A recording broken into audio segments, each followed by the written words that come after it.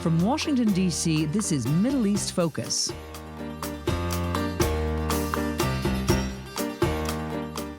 Welcome to Middle East Focus. I'm Alistair Taylor, MEI's editorial director, and today we're going to be talking about irregular warfare in the case of northern Iraq in 2002-2003. This is a particularly salient example involving successful CIA and U.S. Army Special Forces collaboration with local Kurdish partners. It's the subject of a really interesting new paper available on the MEI website, which I would encourage all of our listeners to check out. On today's program, we'll be talking to two of the authors of that paper and discussing the key takeaways and lessons learned. Mick Mulroy and Ken Tober. Mick is a former Deputy Assistant Secretary of Defense for the Middle East, a non-resident senior fellow at MEI, an ABC News national security analyst, and a co-founder of the Lobo Institute. Ken is a retired career Green Beret who commanded at every level in the 10th Special Forces Group. He commanded Special Operations Command Central, the NATO training mission in Afghanistan, was the deputy at the U.S. Southern Command, and commanded the U.S. Army Special Operations Command. Mick, Ken, welcome to the program, and thank you both for joining us today. Thanks, Alistair. Great to be here. Yeah, thanks. Really looking forward to the dialogue. Mick, to start off with, for our listeners who might not be familiar, what exactly is irregular warfare, and why are we likely to see more of it in the future? So irregular as opposed to regular. If you look at regular, you think conventional, you think of state actors, force on force, uniform military, fighting another uniform military. So you think of the armies, U.S. Army's invasion into Europe during World War II to take out the German regime, and you think of the Marine Corps' island hopping campaign in the Pacific, obviously, to end the Imperial Japanese efforts. Those are conventional, those are regular. Irregular is really a combination or a compilation of a lot of other types of warfare, whether it's counterterrorism, counterinsurgency, unconventional, and then it also gets into things that are also in the influence area and propaganda and psychological operations. It is, some would say, short of a full war, but it is also the most common form of warfare. So we tend to have short memories where we keep shifting back to preparing for World War III, which is obviously important in and of itself, but we are almost in a continuous fight on the irregular warfare front, and it is the preferred means of warfare of our adversaries, particularly Iran and Russia. Ken, delving into the case of northern Iraq in more detail, both the U.S. Special Forces and the CIA have a long history with the Kurds there, dating back to the 1990s. What did that entail, and how did that lay the groundwork for what would follow later in 2002, 2003? Sure, thanks. Well, right after the first Gulf War, the Shia in the south and the Kurds in the north rose up against Saddam's forces, saw this as an opportunity to try and get some independence, but also to just depose Saddam. And after a lot of initial success, essentially Saddam's forces crushed him. Up in the northern portion of Iraq, that turned out to cause them in the millions to flee to northern Iraq and southern Turkey. Major refugee support effort called Provide Comfort. And the primary military executing arm on the ground inside the camps was the 10th Special Forces Group, of which I was a member as a young captain back there in 1991. So that was really our first contact with the Kurds. And then after they were repatriated back to northern Iraq under the no-fly umbrella that really was in place until the Gulf War started in 2003, the 10th Group continued to provide what we call combat search and rescue support, or CSAR support, out of Turkey and some ground stations in northern Iraq for the Air Force planes that were flying cover in the no-fly zone. And so there was a continual relationship, albeit smaller than during the refugee ops. On the CIA side, at least according to the New York Times, there was quite an effort from the CIA to create a Kurdish intel service, the SIH, that was focused on counterterrorism, intel, and counterintelligence operations. And then, of course, the other big player up in that area is Turkey. And from the 10th Group perspective, Turkey as a NATO partner was somebody we exercised routinely with over the years. And in fact, the year before the invasion, I had been in the country for about a month on a battalion exercise, working with Turkish SOF. And so really the impact of all this is that we were familiar with the regional and cultural aspects of the area. We had some on the ground experience, even almost a decade later, or a little more than a decade later. We still had many members of the group who had participated in those operations for humanitarian support after Desert Storm. And from a relationship perspective, the Kurds understood that the military unit coming back for the invasion support up north was the same one that had helped them and their people in the early 90s. So we kind of had an automatic level of credibility. And so it started the relationship off on the right foot. Mick, building on that, on what Ken just said, despite that previous existing relationship, there was still a bit of a gap when the U.S. first went back in early 2002, as you highlight in the paper. And one of the main challenges was kind of regaining, not maybe starting from scratch, but regaining the trust of the Kurdish leadership, building confidence, convincing them of the fact that the U.S. was serious and committed. How was that challenge addressed?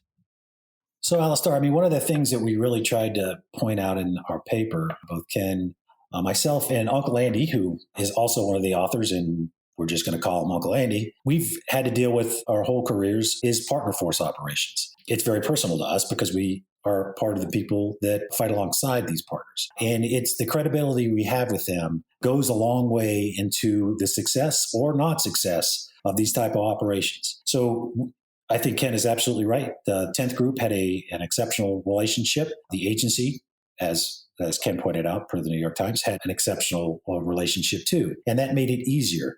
But to the extent where we had made promises in the past that we didn't keep, those things have to be addressed right up front. And they know that ultimately it isn't Ken Tober or Mick Mulroy on the ground that makes the final determination on U.S. policy, but we have to gain the trust that they need to be confident that we're going to be with them when it comes down to it. So we had to go into northern Iraq with the idea that we were going to prepare them and the ground for what would likely be, and I think we all knew it was going to happen, the eventual invasion of Iraq by U.S. military. So these things all had to be done prior to that in order to be ready for like the entire entry of 10th Special Forces Group and what we hope to be the 4th Infantry Division. And we can get to that, but that didn't happen. But the fact that it didn't happen actually made our relationship with the Kurds and the Peshmerga, the fighting element of the Kurds, even more important. And I think that was one of the first things we had to do once we got on the ground.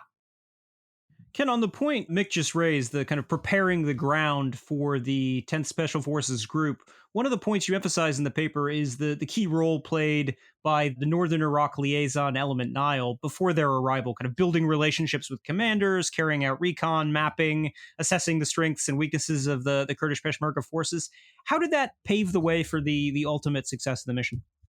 Yeah, it was actually incredibly indispensable. I mean, from a couple of perspectives.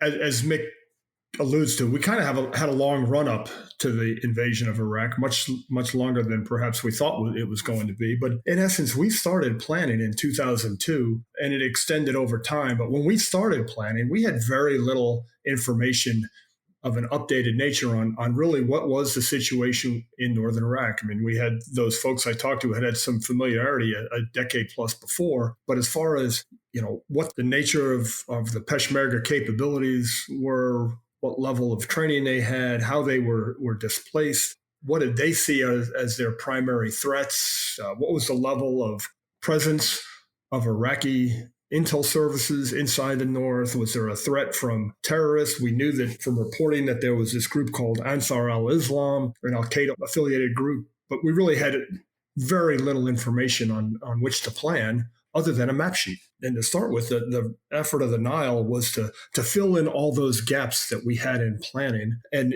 from my perspective, the fact that the Nile team included a couple of my own soldiers was invaluable because one, they were trusted agents. Not that I don't trust guys like Mick, but the ones that I sent knew our requirements. They knew what we were planning. They knew the things we were training on. They knew things that we hadn't trained on and might need to consider before we came into northern Iraq. So they really helped us guide both the training process that we went throughout 2002 and early 2003. But as importantly, they drove that planning process as we developed a plan that really for us started with defend the Green Line.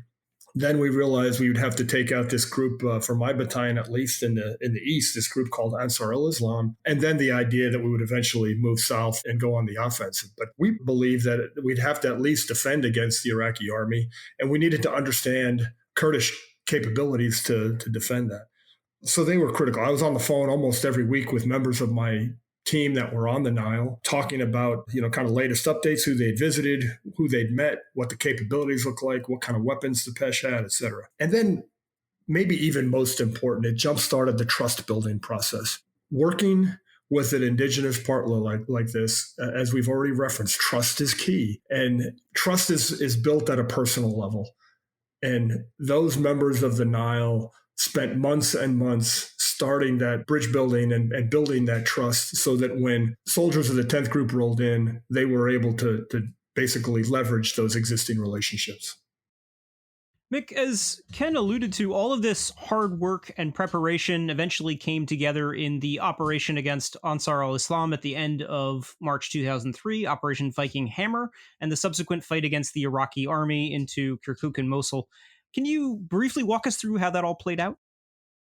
Yeah, and I'd like to start where Ken left off, and it's a main part of our paper as well, is the importance of the interagency cooperation. As Ken mentioned, the Nile team was composed of CIA and DOD, his folks, and that was essential. It made for a rather seamless entry of Ken's Special Forces group and his battalion, and we were ready for them, and much of what we did is prepare for them to get there, both by gathering tactical intelligence and also strategic level intelligence for the rest of the U.S. effort that was to come. So the interagency partnership is one of the things we really wanted to highlight because we thought this was a good example of it, a team, no individual, but a team that really worked well together. And it's set up, to get to the point of your question, it set up us for success in Operation Viking Hammer. So Ansar al-Islam was a group that many of whom came from Afghanistan after we invaded there. So they were al-Qaeda fighters that essentially wanted to get to another area that was a safe haven. And they had done that in a pretty substantial mountainous region in the north of Iraq.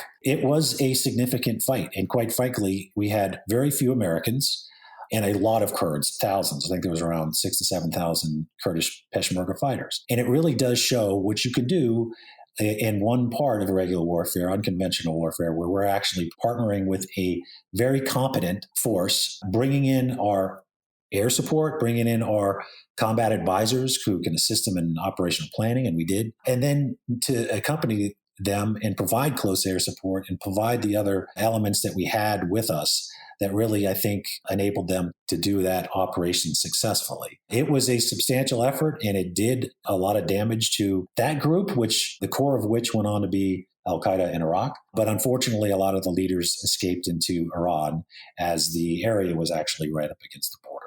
The second part of your question, there was some trickery in the fact that we brought most of the Peshmerga up to conduct Operation Viking Hammer and left a lot of what was called the Green Line open. So there was concern, of course, that Saddam's Republican Guard would take advantage of that. They did not. They basically stood their ground. We then had to use essentially the same force to become the Northern Front as our NATO allies, Turkey, refused entry and transit of most of the 4th Infantry Division into Iraq. And we did it. So, we wanted to point out that here we had a partner force which conducted counterterrorism operations, Viking Hammer, successfully. And they also turned and became the primary force, at least in the north, pinning most of the Republican Guard divisions up there so they wouldn't go contest our forces coming from the south.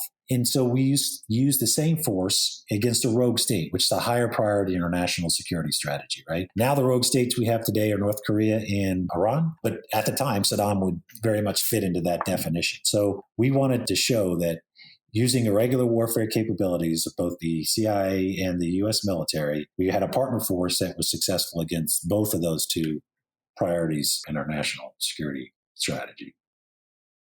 Ken, did you want to add something here? Yes, I'd love to just add one point to add a sense of scale to what Mick just highlighted, is the fact that the Iraqi army had 2/3 of their divisions allocated along the north. And so it was critical to the success of the invasion coming out of Kuwait to keep those divisions up there. And so the ability of the team, the Nile team, and then the 10th Special Forces Group and the others attached to Jasodif North to mobilize that Kurdish mass, if you will, and create a credible threat that forced the Iraqi divisions to stay up there was actually an essential part of the operational success of the overall campaign. Ken, we've touched on a couple of key challenges here in passing that I want to explore in a bit more detail. In a situation like this, when you're dealing with a variety of different groups with different languages, backgrounds, training, and skill levels, like we had here, how do you get them to collaborate successfully? And how do you kind of knit everyone together to be part of the same force? Yeah, it's always interesting working with a group like this with Indigenous partners. And really, this was a collection of Indigenous partners. A couple of main groups, the PUK that my battalion was working with, the KDP that the 2nd Battalion under Bob Waltemeyer was working with. These were two Kurdish groups that really weren't all that cooperative amongst themselves. In fact, that they had fought a conflict against each other. So it's a challenge, but it really comes down to understanding everybody's motivations, their goals, and their red lines. What will they not put up with? And then you got to really focus on emphasizing the commonalities, and particularly those that merge with what the U.S. is trying to achieve, and then mitigate and kind of agree to disagree where they diverge. And it's important to just quickly understand the culture. And we had, as I mentioned, had a jump start on that to some extent, but you have to learn in some cultures when, the comment, yes, perhaps tomorrow to a question really means no, not ever, never. And so you've got to learn the nuances of the culture. And then, of course, language adds a whole new challenge to this. And you're in the special forces, we're language trained against the region that we're going to deploy in. But for the 10th group, that was primarily a European selection of languages. And so we were not trained in Kurdish or Arabic. Although we had run short 5 or 6 week course, it didn't give us the level of fluency you needed really to dialogue. So you're working through interpreters of varying qualities. And so you got to keep things simple and you got to be precise in what you say. In the end, my main counterpart was a guy who had spent a lot of time in Germany, and we conduct a lot of business in German because that was a common language for us. But it's a challenge both at the individual level to communicate, but also this idea, how do you knit together a team of multiple goals? You've got to plan to a realistic assessment of the capability level of the force you're dealing with. And then you augment, as Mick mentioned before, with U.S. capabilities where they'll make a difference. But a big part of what we do is shoulder to shoulder. You build confidence and you build a team by eating together, living together, and fighting together. And that's essentially how SF approaches any relationship with partners.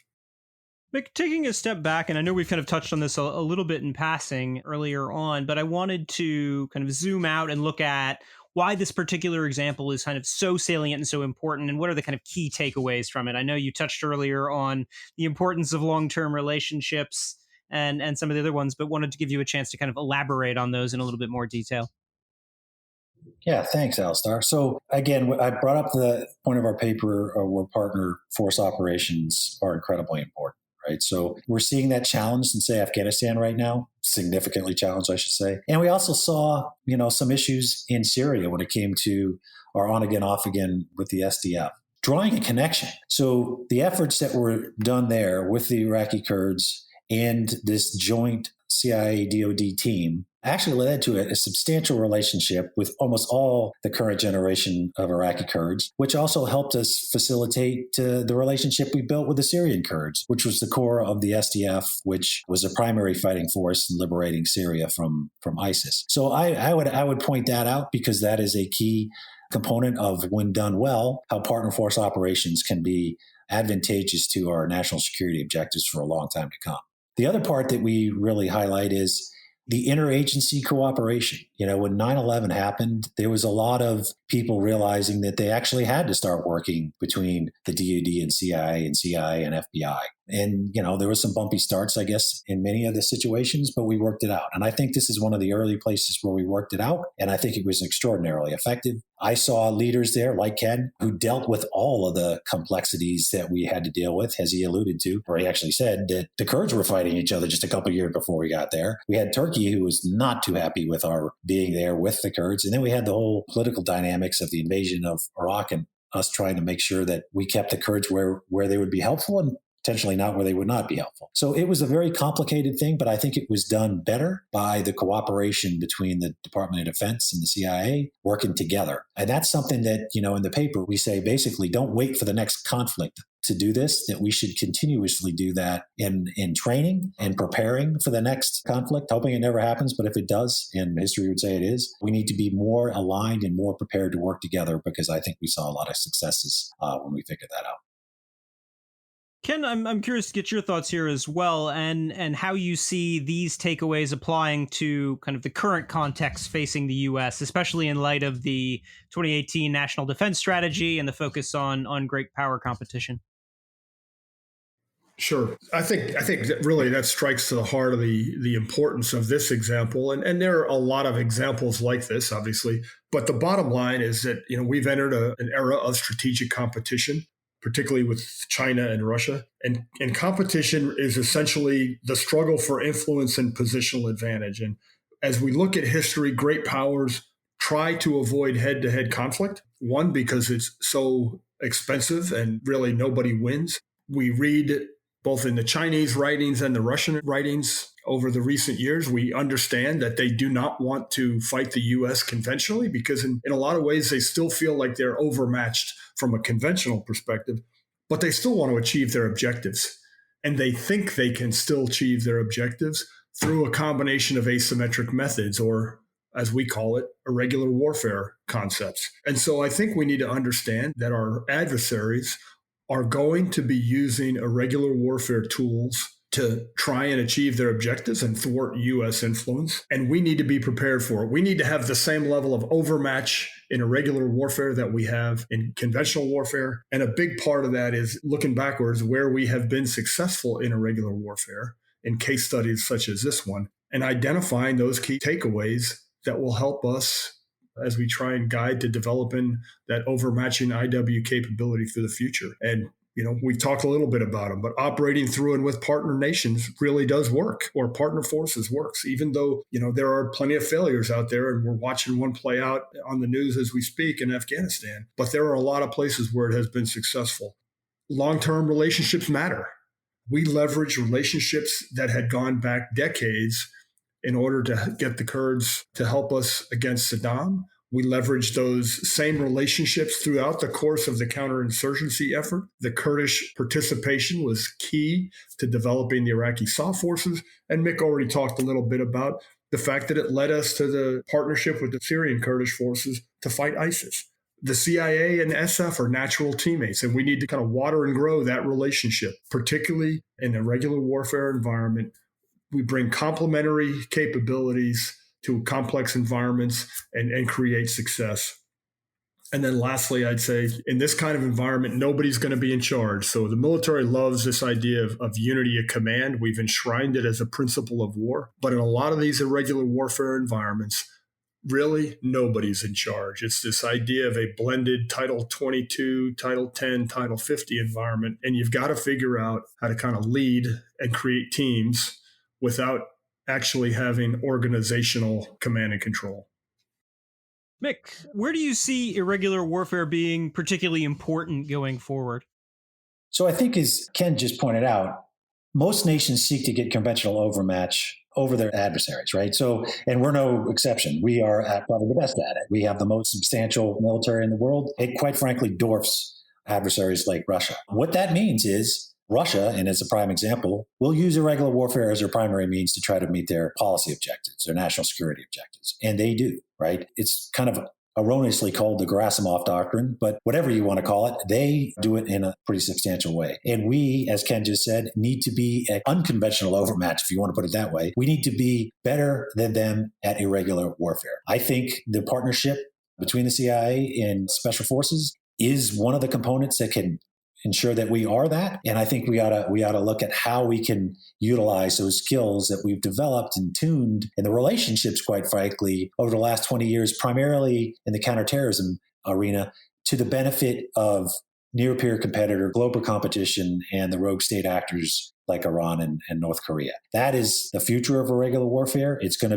It always has been the most common, but I think that's just going to get magnified as we go ahead when it comes to the next conflict. I would also point out, as Ken did say, the ability to work in that multi-title, right? So 10 is the DoD, the title that derives their authorities, 22 is the State Department, and 50 is the Central Intelligence Agency. The officers, the future leaders of the U.S. military special operations and the Central Intelligence Agency need to be very capable of leading in that environment, which means having an emotional IQ where you have to deal with people who you're not in charge of. You cannot issue them an order and they have to follow. It has to be something that they learn from their mentors growing up. And it's something that I think that we'd like to see as part of the key component of leaders across the interagency taking with them as we move forward.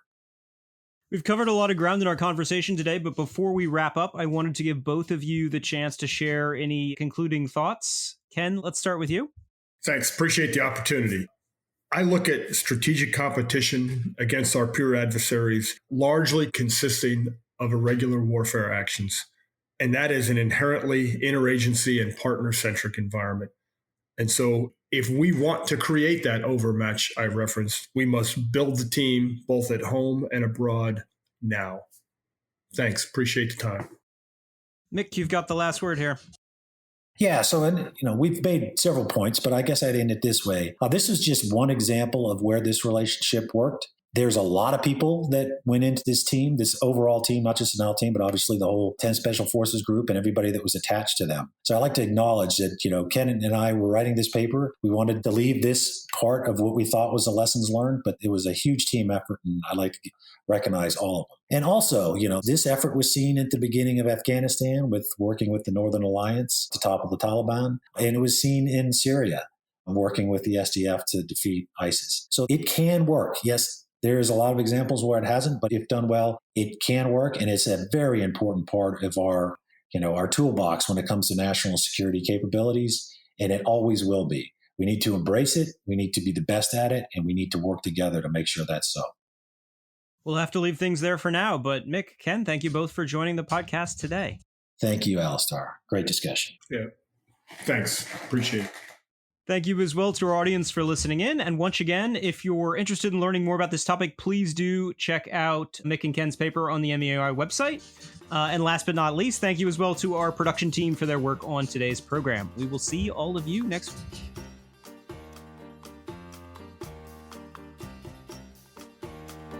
This has been a presentation of the Middle East Institute. To support MEI's programs and podcasts, please donate at www.mei.edu. Thank you for your support.